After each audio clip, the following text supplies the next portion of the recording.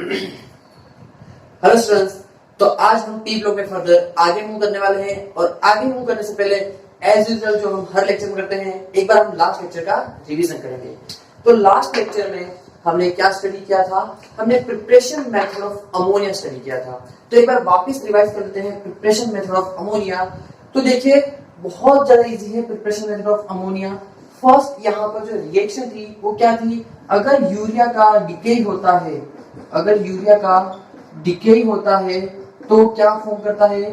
Ammonium carbonate को form करता है। किसको फॉर्म करता है? अमोनियम कार्बोनेट का फर्स्ट फॉर्मेशन होगा और ये अमोनियम कार्बोनेट फर्दर डीकंपोज होगा और आपको क्या देगा? अमोनिया देगा। क्या देगा? अमोनिया देगा। अमोनिया की स्मेल कैसी होती है? तो यूरिन लाइक इसकी स्मेल होती है। इसके बाद जो सेकंड रिएक्शन थी, सेकंड रिएक्शन क्या थी? याद कीजिए, जब हम अमोनियम क्लोराइड की रिएक्शन किसी भी एल्कली के साथ करा देते हैं, याद रखिएगा अमोनियम के किसी भी सॉल्ट की रिएक्शन अगर आप एक एल्कली बेस के साथ कराओगे तो हमेशा आपको क्या मिलेगा? अमोनिया ही मिलेगा। क्या मिलेगा? अमोनिया मिलेगा। तो ये भी बहुत इंपॉर्टेंट रिएक्शन है, ये आपको याद रखना है। इसके बाद हमने थर्ड रिएक्शन पढ़ी थी, अगर हम अमोनियम सल्फेट की रिएक्शन, मैंने वापस अभी याद अभी बोला था कि अमोनिया के किसी भी सॉल्ट की रिएक्शन आप एक बेस के साथ करा दीजिए, एक बेस के साथ करा दीजिए, आपको क्या मिल जाएगा? अमोनिया गैस ऑब्टेन होगी। ठीक है, तो रिएक्शन आप बैलेंस कर लीजिएगा, ये आपका काम है।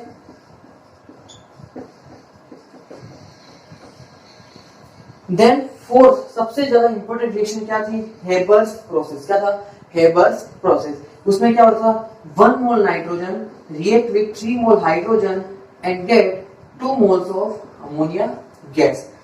ये जो रिएक्शन होती है इक्विलिब्रियम कंडीशन होती है। यहाँ पर जो डेल्टा एच होगा, डेल्टा एच होगा वो क्या होगा? हमेशा नेगेटिव होगा। मतलब कि ये रिएक्शन कैसी होती है? एक्सोथर्मिक इन नेचर होती है। एंड सबसे इंपॉर्टेंट थिंग, दो कंडीशन थी जहां पर ये रिएक्शन फेवरेबल होती है। तो दोनों कंडीशन क्या थी? एक तो लो टेम्परेचर और एक क्या था? High pressure. तो ये दोनों कंडीशन आपको याद नहीं है कि लो टेम्परेचर पर फेवरेबल होती है और हाई प्रेशर पर भी क्या होती है? फेवरेबल होती है। उसके बाद हमने फिफ्थ रिएक्शन स्टडी की थी। क्या थी वो फिफ्थ प्रिपरेशन मेथड? अगर हम कैल्शियम साइनाइड की रिएक्शन, अगर हम कैल्शियम साइनाइड की रिएक्शन या फिर उसका हाइड्रोलाइसिस करा देते हैं, कैल्शियम साइनाइड का अगर आप हाइड्रोलाइसिस करवाते हो तो आपको क्या मिलता है? आपको क्या मिलेगा? Ammonia along with calcium carbonate. ठीक है, तो ये रिएक्शन भी आपको याद रखनी है। तो ये 5 प्रिपरेशन मेथड थी अमोनिया की। देखिए बहुत ज्यादा सिंपल है और बहुत इजीली याद हो जाएगी। आप रेगुलर से अगर इसे रेगुलर लिखोगे तो ये इजीली आपको याद हो जाएगी।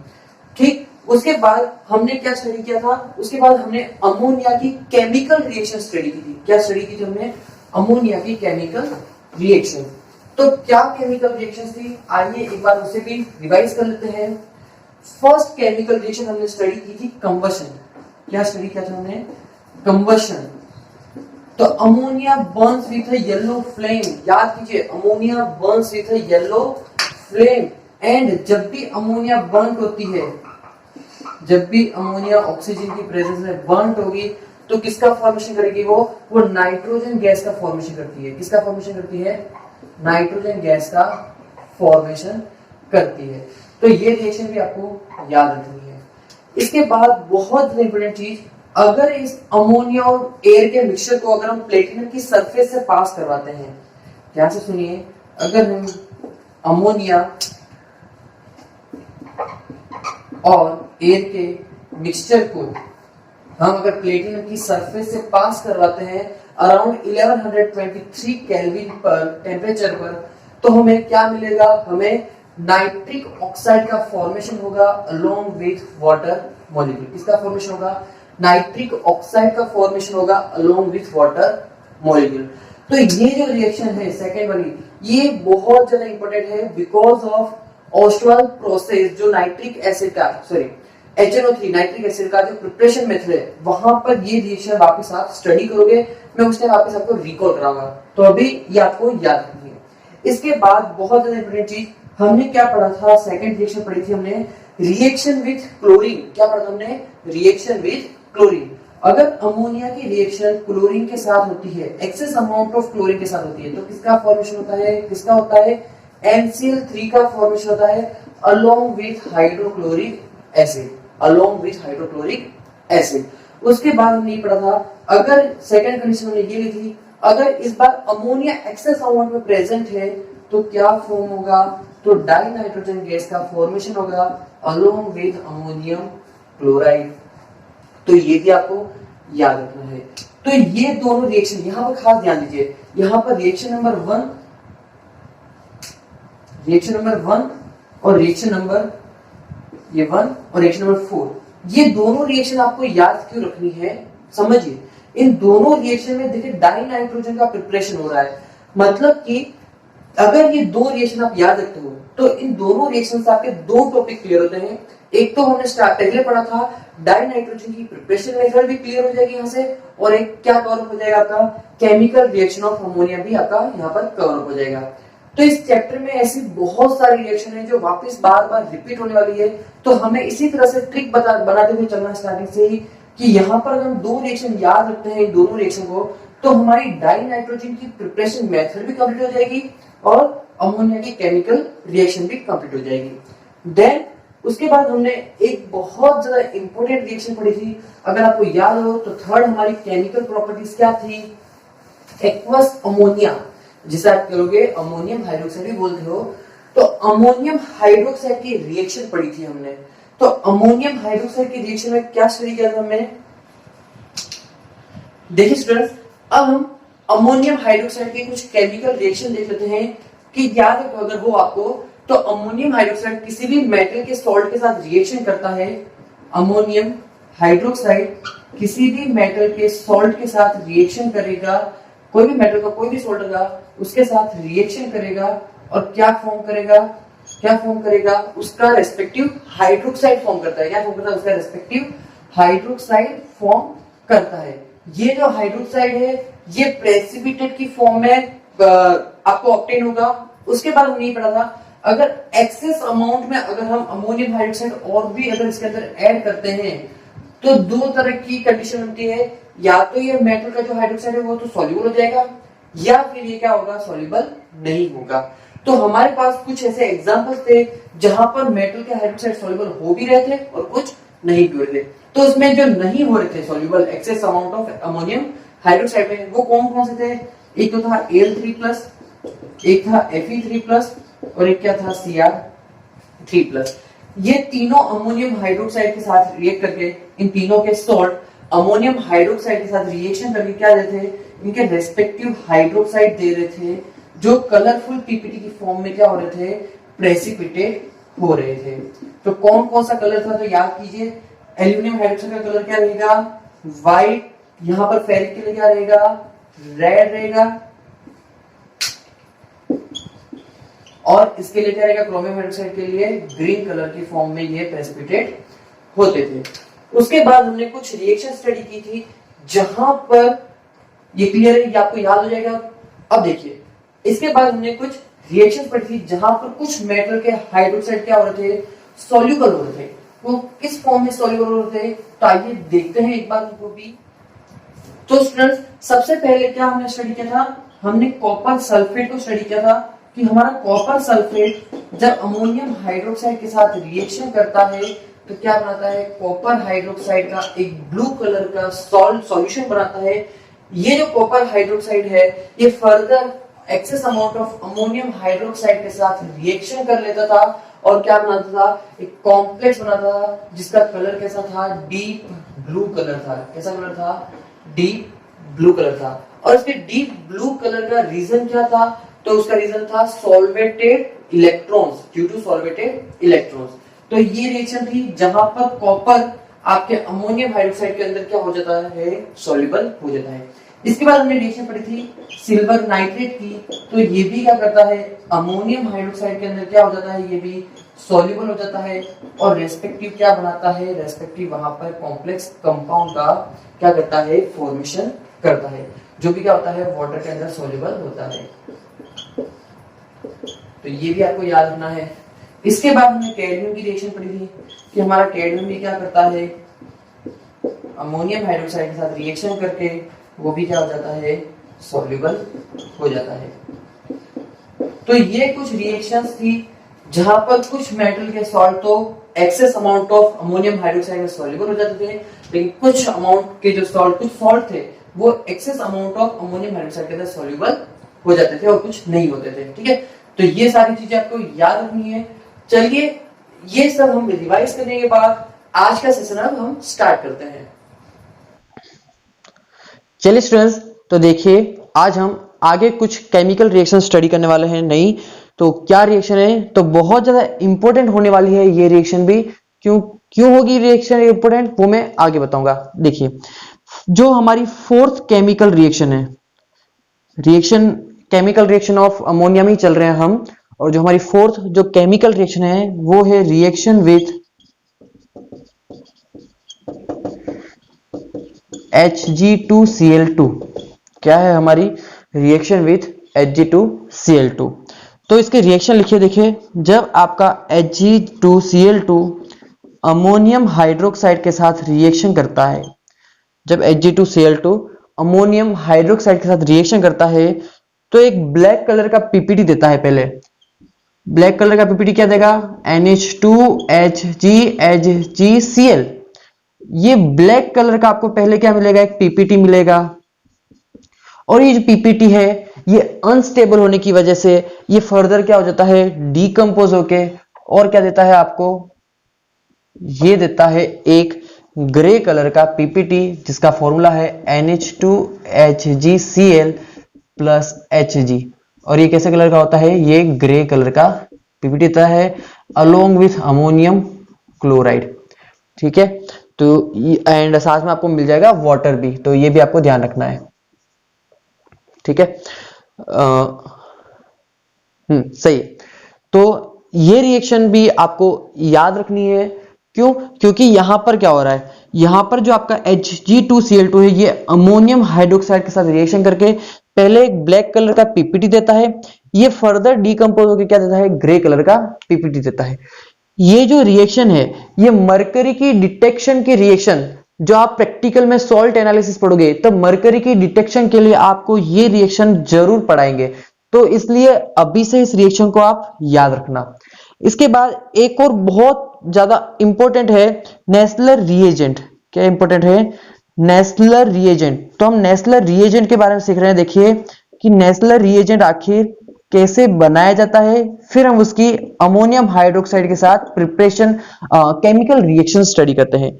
तो नेस्लर रिएजेंट कैसे बनाते हैं, देखिए पहले क्या करते हो, HgCl2 लेते हो, इसकी रिएक्शन आप पोटेशियम आयोडाइड के साथ करवाते हो।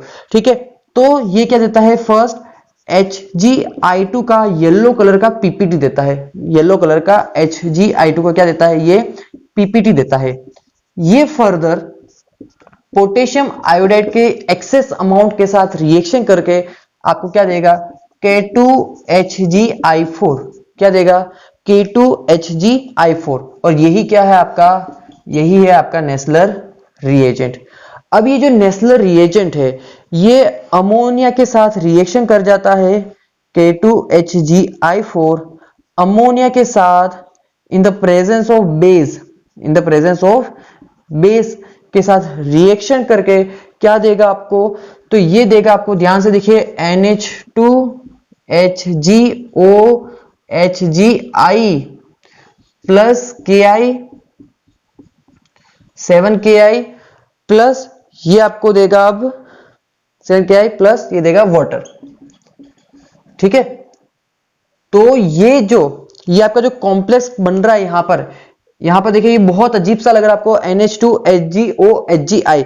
इसका नाम क्या है, इसका नाम है आयोडाइड ऑफ मिलियंस बेस। क्या नाम है इसका, आयोडाइड ऑफ मिलियंस बेस। तो ये रिएक्शन भी मरकरी की डिटेक्शन के लिए यूज की जाती है, और लेबोरेटरी में आप खुद नेस्लर रिएजेंट क्या करते हो, प्रिपेयर भी कर सकते हो। और नेस्लर रिएजेंट की रिएक्शन जब आप अमोनिया के साथ in the presence of base के साथ करवाते हो तो आपको क्या मिलता है, आयोडाइड ऑफ मिलियंस बेस। इस आयोडाइड ऑफ मिलियंस बेस का देखिए स्ट्रक्चर देखते हैं हम कि इसका स्ट्रक्चर कैसे होता है।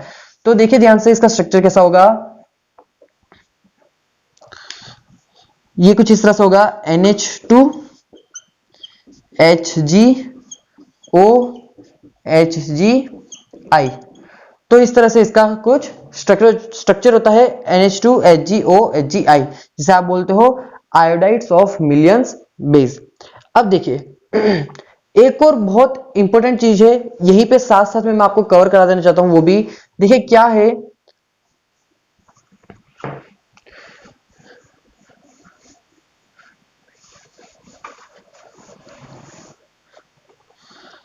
अगर आपके पास Hg2Cl2 है और इसकी रिएक्शन करानी है आपको SnCl2 के साथ, और एक आप करवा रहे हैं SnCl4 के साथ, तो क्या क्या प्रोडक्ट मिलेंगे। तो ध्यान से देखिए, यहां पर जो अभी मरकरी है वो +1 ऑक्सीडेशन स्टेट में है। कौन सी ऑक्सीडेशन स्टेट में है? +1 में। यहां पर जो Sn है ये भी +2 ऑक्सीडेशन स्टेट में है। तो अब ये +2 से किस में जाएगा? ये +2 से +4 में जाना प्रीफर करता है। अगर आपने इनर्ट पेयर इफेक्ट पढ़ा है तो आपको पता होगा, ये +2 से किस में जाना प्रीफर करता है? +4 में जाना प्रीफर करता है। मतलब ये खुद का क्या करना चाहता है? ऑक्सीडेशन। अगर इसे खुद का ऑक्सीडेशन करना है तो सामने वाले का क्या करना पड़ेगा? इसको रिडक्शन। तो रिडक्शन तो +1 से क्या होगा? रिड्यूस होगा। तो +1 से रिड्यूस कितना होगा? तो 0 तक। तो कितना बने, क्या बनेगा आपका? मरकरी बनेगा। ठीक है। अब देखिए यहां पर Sn है +4 ऑक्सीडेशन स्टेट में, तो अब ये +4 से ऊपर तो नहीं जा सकता, तो +4 से कहां जाएगा? नीचे जाएगा। तो कैसे बनेगा? यहां पर जो मरकरी भी +1 में है, ये किस में चला जाएगा? ये +2 में चला जाएगा। मतलब कि इसको खुद को क्या होना है? रिड्यूस। अगर इसको खुद को रिड्यूस होना है तो मरकरी क्या करना पड़ेगा? इसको ऑक्सीडेशन करना पड़ेगा। तो देखिए मरकरी +1 से किस में चला गया? +2 में। मतलब कि यहां पर कंपाउंड बनेगा HgCl2। क्या बनेगा? HgCl2। एक और चीज, अगर मुझे मरकरी जो अभी +2 में है, इसको यहां से डायरेक्ट मरकरी में ले जाना है, मतलब कि यहां पर इस HgCl2 से मरकरी को हमें एक्सट्रैक्ट करना है, तो क्या करेंगे? हम एक्सेस अमाउंट ऑफ SnCl2 के साथ इसकी रिएक्शन करवा देंगे। क्या करेंगे? एक्सेस अमाउंट ऑफ SnCl2 के साथ इसकी रिएक्शन करा देंगे, तो ये +2 से किस में चला जाएगा? 0 ऑक्सीडेशन स्टेट में चला जाएगा। तो ये रिएक्शन हमने क्यों पढ़ी? ये आपके पी ब्लॉक में नहीं है, ये इंपॉर्टेंट रिएक्शन है। ये आपके जी मेंस के लिए इंपॉर्टेंट है। सबसे पहली बात तो जी मेंस के लिए इंपॉर्टेंट है, नीट के लिए इंपॉर्टेंट है, और सबसे ज्यादा इंपॉर्टेंट ये प्रैक्टिकल के लिए है। ठीक है। तो प्रैक्टिकल में भी मरकरी की डिटेक्शन के लिए आपसे ये रिएक्शन भी पूछी जा सकती है। तो मरकरी की डिटेक्शन की हमने कुछ 2 से 3 रिएक्शन स्टडी की है, जहां पर हमने नेस्लर रिएजेंट की भी रिएक्शन करवाई है मरकरी के साथ, और वहां पर हमें आयोडाइड ऑफ मिलियंस बेस मिला है, और सेकंड हमने ये रिएक्शन स्टडी की है। तो ये सब आप नोट कीजिए, फिर हम चैप्टर में आगे मूव करते हैं। चलिए स्टूडेंट्स, नेक्स्ट हमारा न्यू टॉपिक है oxy acids of nitrogen.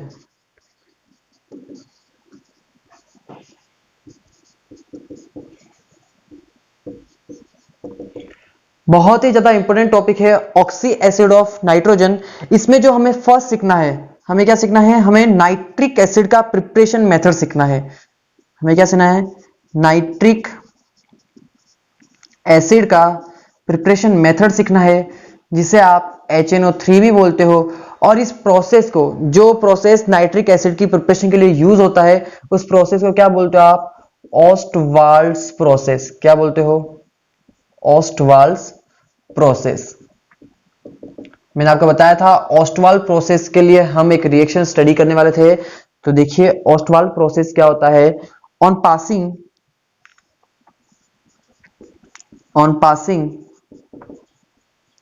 a mixture of ammonia and air over a platinum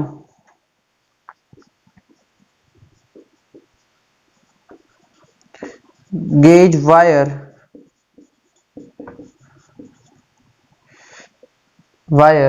it forms nitric oxide. जब हम अमोनिया की रिएक्शन ऑक्सीजन के साथ कराते हैं तो क्या फॉर्म करता है? ये नाइट्रिक ऑक्साइड प्लस वाटर का फॉर्मेशन करता है। तो ये रिएक्शन आपको याद रखनी है। यहां पर आप रिएक्शन को बैलेंस कर सकते हो, ठीक है, आप रिएक्शन को बैलेंस कर लीजिएगा, वो आपका काम है। ये फर्स्ट स्टेप हुई रिएक्शन की, ये क्या हुई, फर्स्ट स्टेप हुई, जहां पर हम अमोनिया को एयर की प्रेजेंस के साथ, अमोनिया और एयर के मिक्सचर को प्लेटिनम की सरफेस से अगर पास कराते हैं तो हमें क्या मिलता है, नाइट्रिक ऑक्साइड का फॉर्मेशन होता है। This nitric oxide, this NO is cooled and oxidize it in air. It forms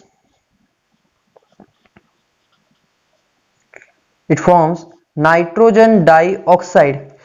इस NO को क्या करोगे आप, पहले कूल करोगे और फिर इसका फर्दर ऑक्सीडेशन कराओगे, तो आपको क्या मिलेगा, एयर के साथ ऑक्सीडेशन कराने पर आपको नाइट्रोजन डाइऑक्साइड का फॉर्मेशन होगा, आपके नाइट्रोजन डाइऑक्साइड का फॉर्मेशन होगा। फिर अब ये नाइट्रोजन डाइऑक्साइड मिल गया, तो स्टूडेंट्स जिस कंटेनर के अंदर इस नाइट्रिक ऑक्साइड को कूल करके इसका ऑक्सीडेशन करवाया जाता है, उस कंटेनर को क्या कहते हो आप, कैटालिटिक कन्वर्टर कहते हो। इसके बाद हमारी थर्ड स्टेप है, अभी हमें क्या मिला है, नाइट्रोजन डाइऑक्साइड मिला है। अब हमारी जो थर्ड स्टेप है वो समझिए, थर्ड स्टेप में अब हम क्या करेंगे, इस नाइट्रोजन डाइऑक्साइड का फर्दर क्या करेंगे, हम वाटर की प्रेजेंस में हम क्या करेंगे, इसका ऑक्सीडेशन करवाएंगे, ठीक है। या फिर आप ये कह दीजिए कि अब हम इसके अंदर वाटर ऐड करने वाले हैं। तो लिखिए आप आगे, दिस नाइट्रिक ऑक्साइड,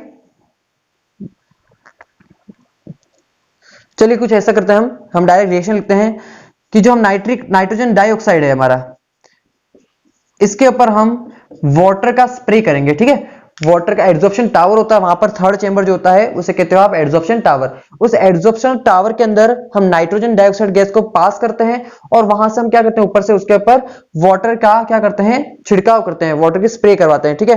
तो जब ये नाइट्रोजन डाइऑक्साइड वाटर के साथ रिएक्ट कर जाता है तो यह क्या फॉर्म करता है, HNO3 का फॉर्मेशन करता है। 60% क्या बन जाता है आपका, सॉल्यूशन बन जाता है, 60% का सॉल्यूशन HNO3 का, ठीक है। इसमें 60% तो क्या रहता है आपका HNO3 और सॉरी 68% बाई मास बनता है, 68% आपके एनसीईआरटी में आप चेक कर लीजिएगा, 68% बाई मास तो क्या मिलता है, HNO3, और बाकी का जो 32% है वो क्या रहेगा आपका, वाटर रहेगा। तो इस तरह से आप ऑस्टवाल प्रोसेस के थ्रू क्या बना सकते हो, नाइट्रिक ऑक्साइड का प्रिपरेशन कर सकते हो। पहले हमने क्या किया, हमने mixture of ammonia and air को प्लेटिनम की सरफेस से पास करवाया, वहां पर हमें क्या मिला, नाइट्रिक ऑक्साइड मिला। फिर उस नाइट्रिक ऑक्साइड का हमने क्या किया, ऑक्सीडेशन करवाया, तो हमें क्या मिला, नाइट्रोजन डाइऑक्साइड। इस नाइट्रोजन डाइऑक्साइड के अंदर हमने वाटर ऐड कर दिया, तो हमें क्या मिल गया, नाइट्रिक एसिड मिल गया। तो इस तरह से हम क्या करते हैं, HNO3 का प्रिपरेशन मेथड करते हैं। इसके बाद और चीज समझिए, अभी हमें जो नाइट्रिक ऑक्साइड नाइट्रिक एसिड जो मिला है हमें, उसके अंदर क्या है, 32% अभी भी क्या है, वाटर प्रेजेंट है, 32% अभी भी क्या है, वाटर प्रेजेंट है।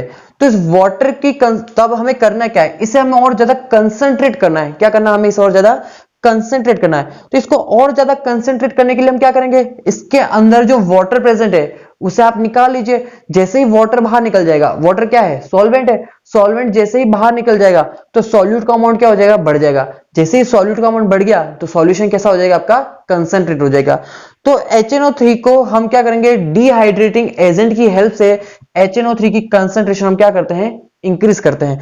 तो लिखिए आप, HNO3 की रिएक्शन जिसके अंदर 68% तो क्या है, HNO3, इसकी रिएक्शन हम डिहाइड्रेटिंग एजेंट कौन है, स्ट्रॉन्ग डिहाइड्रेटिंग एजेंट कौन है, सल्फ्यूरिक एसिड। इसके साथ हम जब रिएक्शन करेंगे तो ये सल्फ्यूरिक एसिड क्या करेगा, HNO3 में से सारा मॉइस्चर जो वाटर है वो खींच लेगा। अगर वाटर इसमें से खींच लेगा तो इसमें क्या हो जाएगा, HNO3 जो सॉल्यूट है उसकी कंसंट्रेशन बढ़ जाएगी और यहां से आप 98% तक क्या कर सकते हो, कंसंट्रेट कर सकते हो HNO3 को।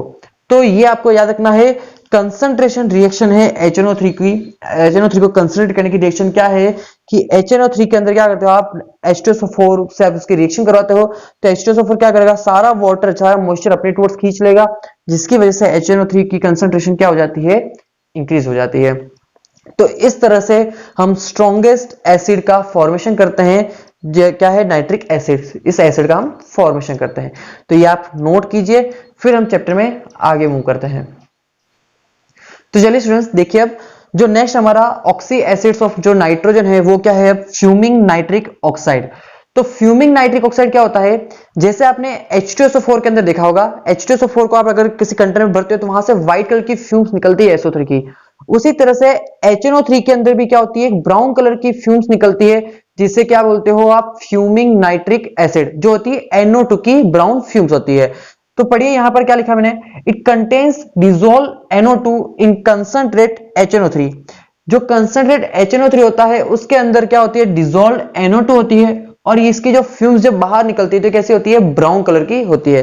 तो वो हमें यहां पर ऑब्टेन होती है। ठीक है, ये होगी सेकंड बात।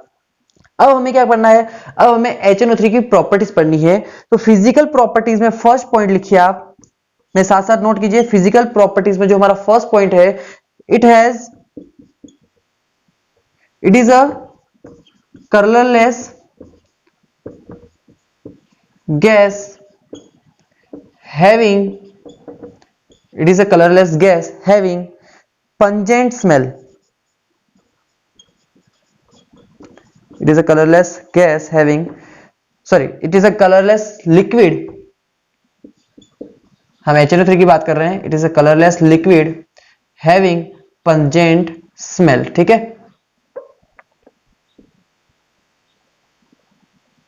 It is a colourless liquid having pungent smell. Second लिखिए, it's colour changes to brown when it has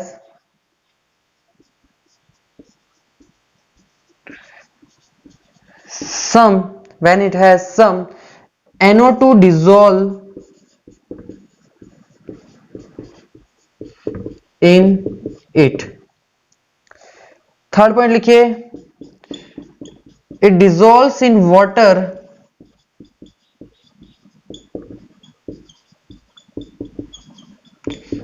in all proportion.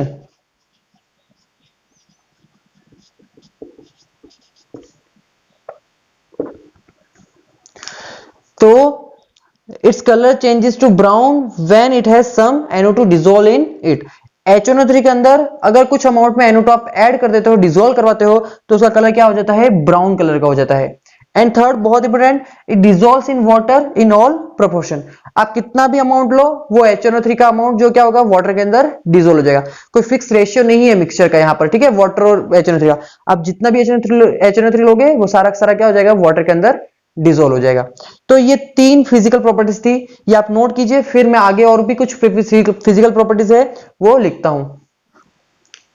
तो चलिए स्टूडेंट्स, फोर्थ फिजिकल प्रॉपर्टीज क्या है, लिखिए,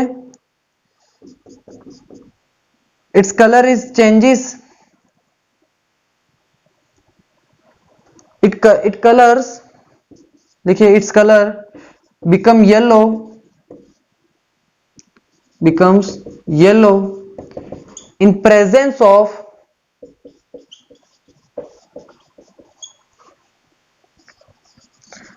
sunlight due to decomposition of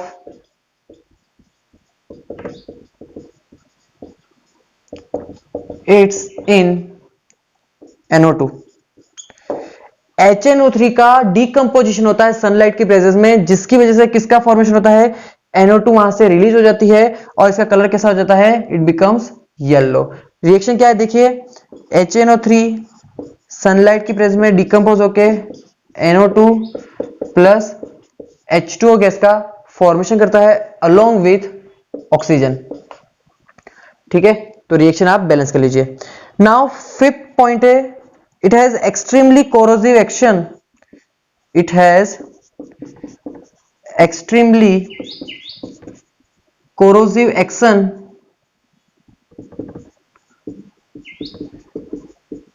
on skin, ठीक है। तो ये कुछ 5 फिजिकल प्रॉपर्टीज थी और कुछ हमने केमिकल रिएक्शन आज कवर अप की है। आज का लेक्चर हम यहीं पर फिनिश करते हैं। आप इस लेक्चर को अच्छे से रिवाइज कीजिए और यहाँ पर जो हमने आज टॉपिक पढ़े उन्हें अच्छे से आप लर्न कीजिए। फिर हम मिलते हैं अब नेक्स्ट लेक्चर में। Thank you and have a nice day.